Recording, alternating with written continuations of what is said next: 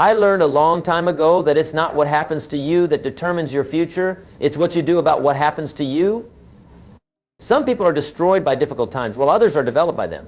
And I want to share with you today the 10 things, 10 fundamental principles that you must do to not only survive, but to thrive when the storms of life are raging. Let me ask you this. Have you ever noticed that some people seem to bounce back from adversity while others remain stuck? What's the difference? Is it luck? Is it circumstances? No, my friends, it's philosophy. It's the set of principles they live by. It's the wisdom they've accumulated and applied to their lives. And that's what I want to give you today, not just motivation that fades by tomorrow morning, but a philosophy, a way of thinking and acting that will serve you for the rest of your life. These 10 things are not just steps, they're a way of being. They're not just actions, they're a transformation. The first thing you must do to survive through tough times is to take full responsibility for your life. Now this might seem basic, but it's profound. You see, as long as you can blame someone else for your troubles, you'll never take the necessary steps to change your situation. As long as you can point to the economy or the government or your boss or your spouse or your childhood, you remain powerless. Responsibility means responsibility, the ability to choose your response. No matter what happens to you, you always have the freedom to choose how you'll respond. And in that choice lies your growth and your freedom. I remember talking to a gentleman who had lost everything in a recession. His business gone, his savings depleted, his confidence shattered. He spent the first 6 months blaming the banks, blaming the economy, blaming his partners. And where did it get him? Nowhere. He was stuck in bitterness and defeat, but then something remarkable happened. He decided to take responsibility. He said to himself, I may not have caused the recession, but I am responsible for how I respond to it. And that shift in thinking was the beginning of his comeback. You see, responsibility is the first step toward power. When you say, I am responsible, you're really saying, I am powerful. Not powerful in controlling external events, but powerful in controlling the most important territory of all your own thoughts, emotions, and actions. So I ask you today, are you taking full responsibility for your life? Or are you still hoping and waiting for someone else to make things better for you? The moment you take responsibility is the moment you start to turn things around. The second thing you must do to survive through tough times is to guard your mind. You must become very conscious and deliberate about what you allow into your thinking. Your mind is like a garden. You can either cultivate it or neglect it. But either way, it will produce something. The thoughts you dwell on, the conversations you engage in, the media you consume, these things are either feeding your faith or feeding your fear. They're either making you stronger or making you weaker. And in tough times, you need all the mental and emotional strength you can muster. I've always said that you must stand guard at the door of your mind. You must be vigilant about what thoughts you entertain. Because whatever you focus on expands. If you focus on your problems, they'll seem bigger and more overwhelming. If you focus on possibilities, you'll start seeing opportunities even in the midst of difficulties. In the Great Depression, there were 2 shoe salesmen who were sent to Africa to explore market opportunities. The first one wired back, situation hopeless. No one wears shoes. The second one wired back, tremendous opportunity. No one wears shoes. Same circumstances, different focus, different results. So what are you focusing on today? Are you dwelling on what you've lost? Or are you looking for what you can gain? Are you counting your problems or are you counting your blessings? Are you consumed with worry about tomorrow or are you concentrated on what you can do today? I'm not suggesting that you ignore reality or pretend that everything is fine when it isn't. No, I'm suggesting something much more powerful, that you acknowledge reality but remain focused on possibility. That you see things as they are, but not worse than they are. That you face your problems, but don't let your problems become your focus. Guard your mind, my friends. It's the most valuable asset you have. Read books that strengthen you. Have conversations that inspire you. Associate with people who lift you up, not drag you down. Fill your mind with faith, hope, and possibility, especially when the evidence seems to point the other way. The third thing you must do to survive through tough times is to master the art of change. You see, most people have been trained to resist change, to fear change, to fight against change. But in doing so, they're fighting against the very nature of life, because life is change. The seasons change, technologies change, markets change. Everything is in a constant state of flux. Those who thrive in tough times are those who don't just accept change, but embrace it. They don't just endure change, but initiate it. They understand that the question isn't whether things will change, the question is whether you'll change before you have to. I remember a dear friend who worked for 25 years at a company that eventually went out of business. For the last 5 years of that company's existence, there were warning signs everywhere. The market was shifting. The technology was advancing. The competition was innovating. But my friend, along with many of his colleagues, kept hoping things would go back to normal. They resisted learning new skills. They avoided exploring new possibilities. They clung to the past instead of reaching for the future. When the company finally closed its doors, my friend was devastated, not just because he lost his job, but because he realized he had lost 5 years of preparation time. 5 years that he could have been learning, growing, adapting. 5 years that he could have been mastering change instead of resisting it. Don't let that happen to you. In tough times, you must be willing to reinvent yourself. You must be willing to let go of what was in order to reach for what could be. You must become an expert at adaptation. The dinosaurs didn't become extinct because the climate changed. They became extinct because they couldn't adapt to the change. And in today's rapidly changing world, the ability to adapt quickly is not just a competitive advantage, it's a survival skill. So I ask you, what do you need to change? What skills do you need to develop? What habits do you need to let go of? What new behaviors do you need to adopt? Don't wait until you have no choice. Choose change before change chooses you. The fourth thing you must do to survive through tough times is to set clear, compelling goals. Goals are the antidote to aimlessness. They give you direction when the path is unclear. They give you motivation when your energy is low. They give you something to move toward when it feels like everything is pushing against you. You know, it's interesting what happens when you set a goal. Suddenly, your mind has a focal point, a target to aim for. And when you have a target, your brain automatically starts looking for ways to hit it. It's as if setting a goal programs your subconscious mind to notice opportunities that you might otherwise miss. I remember during the oil crisis in the 1970s, when the economy was struggling and many businesses were closing their doors, I met a young entrepreneur who was actually expanding his business. When I asked him how he was managing to grow while others were shrinking, he showed me his goals written out in detail. He had specific targets for sales, for customer acquisition, for operational efficiency, and he reviewed these goals every single day. He told me, Mr. Rohn, when everyone else is focused on the problem, I stay focused on my goals. When everyone else is asking, why is this happening to me? I'm asking, how can I use this to move closer to my targets? And it makes all the difference. He was right. Goals transform problems into challenges and challenges into opportunities. Goals take your focus off what's wrong and put it on what's possible. Goals give you a reason to keep going when the going gets tough. But not all goals are created equal. To survive and thrive in tough times, your goals need to be clear, written down with specificity and detail. They need to be compelling, connected to your deepest values and desires. And they need to be challenging, big enough to stretch you, but not so big that they crush you. So I ask you today, do you have clear, compelling written goals? Do you review them regularly? Do you have a plan to achieve them? If not, that's where you need to start. Because without goals, you're just reacting to circumstances. But with goals, you're creating your future regardless of circumstances. The fifth thing you must do to survive through tough times is to develop financial discipline. Now, I know that talking about financial discipline when you're in the middle of financial distress might seem like closing the barn door after the horse has escaped.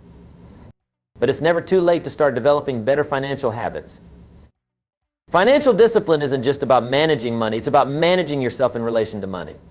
It's about developing the discipline to delay gratification, to make choices based on value rather than impulse, to save before you spend rather than spend before you save. You know, I've found that most people don't have money problems, they have habit problems that manifest in their finances. They have discipline problems that show up in their bank accounts. And the good news is that habits can be changed. Discipline can be developed.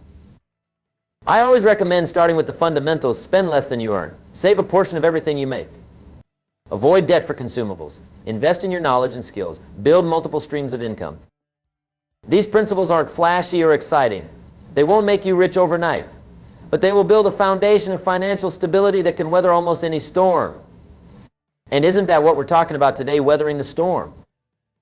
I remember counseling a family during a severe recession. They had lost nearly half of their income and were on the verge of losing their home. When we sat down to look at their finances, I discovered that even before the recession hit, they were living beyond their means. They were using credit cards to fund a lifestyle they couldn't afford. They had no emergency savings. They were financially vulnerable even in good times. We had to make some tough decisions. We had to cut expenses dramatically. We had to generate additional income. We had to renegotiate debt. And most importantly, we had to change the habits and attitudes that had created the problem in the first place. It wasn't easy, and it didn't happen overnight. But gradually, this family developed financial discipline. They learned to live below their means. They built an emergency fund. They eliminated high-interest debt. And when the economy eventually improved, they were in a position not just to recover, but to thrive. So I ask you, how is your financial discipline? Are you spending less than you earn? Are you saving consistently? Are you investing in your future? Are you building multiple streams of income? Financial discipline won't make tough times disappear, but it will give you the resources and the resilience to endure them. The sixth thing you must do to survive through tough times is to maintain unwavering faith. Faith in yourself, faith in others, faith in the future, faith in something bigger than yourself. Now, let me be clear. When I talk about faith, I'm not talking about wishful thinking or blind optimism. I'm talking about a deep, abiding conviction that somehow, some way, things will work out. Not necessarily as you planned, but perhaps even better than you planned. Faith is the ability to see the invisible, to believe the incredible, to achieve the impossible. Faith is looking at the darkness and being absolutely certain that the light will come. Not because you have all the evidence, but because you have an inner knowing that transcends evidence. You know, during the darkest days of World War II, when Britain was being bombed night after night, when invasion seemed imminent, when the outlook was bleak, Winston Churchill stood before his nation and declared, "We shall never surrender." That wasn't just rhetoric, that was faith. Faith in the British people, faith in their cause, faith in the future. And that faith sustained a nation through its darkest hour. Faith does the same for us. It gives us courage when we're afraid. It gives us strength when we're weak. It gives us hope when circumstances seem hopeless. Faith doesn't deny the reality of tough times. It simply refuses to give those tough times the final word. I've observed that people who maintain faith during difficult seasons share certain practices. They remind themselves of past victories. They surround themselves with people who strengthen their faith rather than feeding their fears. They immerse themselves in sources of inspiration and encouragement. And they take time for quiet reflection, connecting with their deepest values and beliefs. So I ask you, how strong is your faith today? Is it stronger than your fears? Is it deeper than your doubts? Is it more powerful than your problems? If not, then strengthening your faith must become a priority. Because without faith, tough times can break you. But with faith, those same tough times can make you. The seventh thing you must do to survive through tough times is to maintain and strengthen your relationships. You see, tough times have a way of revealing the true quality of our relationships. Some people who you thought would stand by you might disappear. And some people who you hardly noticed before might become your greatest supporters. I've always said that you can't succeed alone. None of us can. We all need other people for encouragement, for perspective, for accountability, for support. And in tough times, those needs become even more acute. I remember visiting a community that had been devastated by a natural disaster. Homes were destroyed. Businesses were ruined. Infrastructure was damaged. It was about as tough as times can get. And yet, in the midst of all that devastation, I saw something remarkable, people coming together. Neighbors helping neighbors, strangers becoming friends, communities becoming stronger than they were before the disaster struck. One man told me before this happened, I hardly knew my neighbors. We'd wave to each other occasionally. That was about it. Now, we're like family. We've shared meals together. We've shared tears together. We've shared hope together. And as strange as it might sound, I wouldn't trade these relationships for anything, not even for having my old house back. That's the power of relationships. They can transform our experience of tough times. They can provide practical help, emotional support, and the strength to endure. But relationships require investment. They require time, attention, vulnerability, and commitment. And in tough times when you're stressed and overwhelmed, it's easy to neglect those investments. It's easy to isolate yourself, to withdraw, to try to handle everything on your own. Resist that temptation. Reach out instead of pulling back. Ask for help instead of pretending you have it all together. Offer support to others even when you feel like you have little to give. Join or form a mastermind group where you can share challenges and brainstorm solutions. Find a mentor who has weathered similar storms and can guide you through yours. Remember, tough times are not meant to be faced alone. We are stronger together than we are apart. We are wiser together than we are apart. We are more resilient together than we are apart. So I ask you, how are your relationships? Are you investing in them? Are you strengthening them? Are you leveraging them? Are you contributing to them? Your answers to these questions may well determine how you emerge from the tough times you're facing. The eighth thing you must do to survive through tough times is to take massive, determined action. You see, tough times can paralyze us. They can make us freeze like a deer in the headlights. They can make us retreat into inaction and passivity. But inaction only prolongs the pain. Passivity only perpetuates the problem. The antidote is action, massive, determined action. Not just busyness, not just motion, but strategic, focused action that moves you toward your goals despite the obstacles in your path. I'm reminded of a story about a man who was driving through a terrible snowstorm. The visibility was near zero. The roads were treacherous. Every instinct told him to pull over and wait for the storm to pass. But he kept driving slowly, carefully, but consistently. When asked later why he didn't stop and wait, he said something profound. I realized that as long as I was moving forward, even slowly, I was getting closer to my destination. If I stopped, I wasn't going anywhere. That's wisdom. In tough times, any progress is good progress. Any forward movement is better than no movement at all. Any action is better than paralysis. But notice I said massive, determined action. Not just any action will do. Your actions need to be substantial enough to make a difference. And they need to be persistent enough to overcome resistance. I've counseled many people through tough times, and I've noticed a common pattern among those who emerge successfully. They don't just take action, they take massive action. If they need to find a job, they don't send out 10 resumes. They send out 100. If they need to increase sales, they don't make 5 calls a day, they make 50. If they need to learn a new skill, they don't study for 30 minutes, they study for 3 hours. They understand that extraordinary results require extraordinary efforts. They understand that the size of your action should be proportional to the size of your problem. They understand that massive action compresses time and allows you to accomplish in months what might otherwise take years. And their action is determined. It's not dependent on feelings or circumstances. It's based on commitment and discipline. They take action whether they feel like it or not. They take action whether conditions are favorable or not. They take action whether they can see results yet or not. So I ask you, what actions are you taking right now to address your tough times? Are those actions massive enough to make a significant difference? Are they determined enough to be sustained until you get results? If not, it's time to step up your game. It's time to act with a level of intensity that matches the intensity of your challenges. The 9th thing you must do to survive through tough times is to never stop learning and growing. You see, tough times are not just periods to get through, they're opportunities to grow through. They're not just tests of what you know, they're invitations to learn what you don't know. I've always said that formal education will make you a living, but self-education will make you a fortune. And in tough times, the fortune you need most is not just financial wealth, but mental wealth, emotional wealth, spiritual wealth, the internal resources that no external circumstance can diminish. The most successful people I've known are perpetual learners. They're constantly reading, constantly asking questions, constantly seeking wisdom. They understand that their level of success will rarely exceed their level of personal development. So they invest in themselves consistently, constantly expanding their knowledge, their skills, their understanding. This is especially important in tough times when the old ways of doing things often no longer work. When industries are disrupted, when economies are transformed, when the rules of the game seem to change overnight. In such times, those who thrive are those who learn and adapt most quickly. I remember counseling a gentleman who had been in the printing business for over 30 years. Digital technology was disrupting his industry and his business was suffering. Many of his competitors were closing their doors. But instead of resisting the change or bemoaning his fate, he decided to learn everything he could about digital printing and online publishing. At an age when many of his peers were thinking about retirement, he went back to school. He took courses, he read books, he found mentors. He completely reinvented himself in his business. And today his company is thriving in the digital space, not despite the disruption, but because of it. That's the power of continuous learning. It turns problems into opportunities. It turns obstacles into stepping stones. It turns tough times into times of transformation. So I ask you, what are you learning right now? What books are you reading? What courses are you taking? What mentors are you seeking out? What new skills are you developing?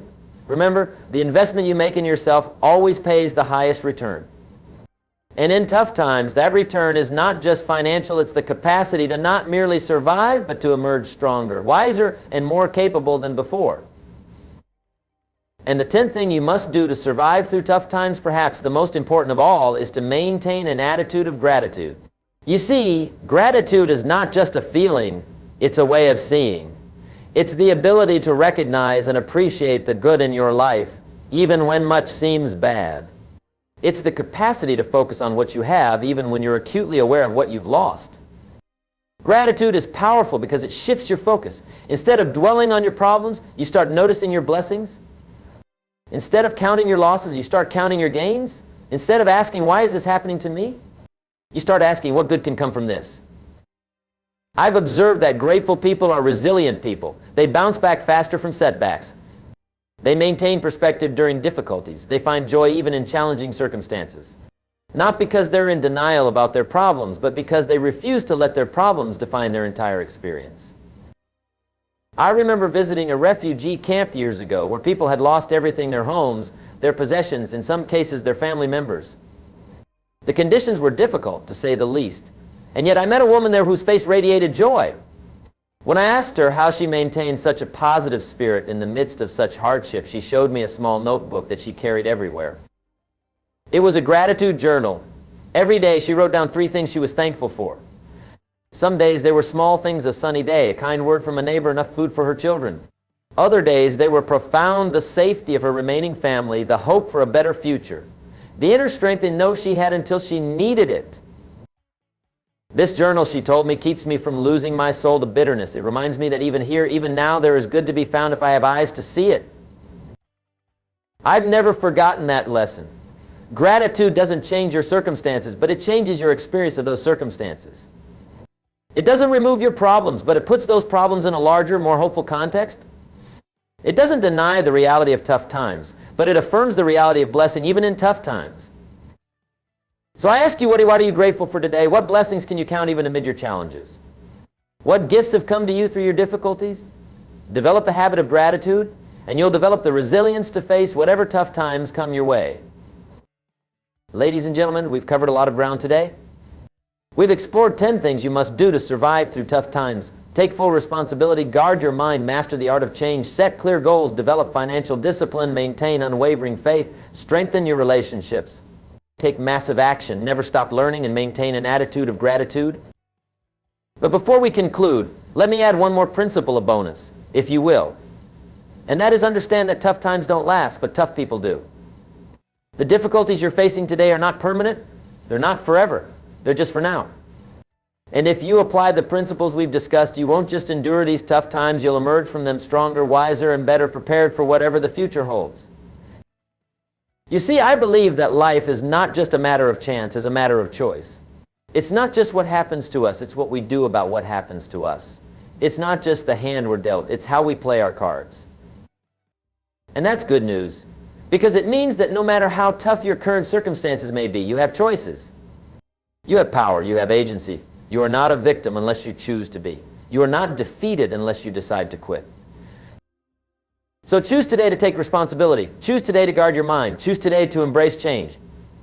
Choose today to set clear goals. Choose today to develop financial discipline. Choose today to strengthen your faith. Choose today to invest in relationships. Choose today to take massive action. Choose today to never stop learning. Choose today to cultivate gratitude. Make these choices not just today, but every day until they become not just actions, but habits. Not just habits, but character. Not just character, but destiny. Remember, tough times are not sent to destroy you. They're sent to develop you, to refine you, to strengthen you. They're not punishment, they're preparation. They're not the end of your story. They're just a challenging chapter in a much larger narrative. So face your tough times with courage, with determination, with wisdom, and yes, with optimism. Because on the other side of these tough times is a future that may be better than anything you've yet experienced or even imagined. Thank you for your time and attention today. May you not just survive your tough times, but truly thrive through them and beyond them.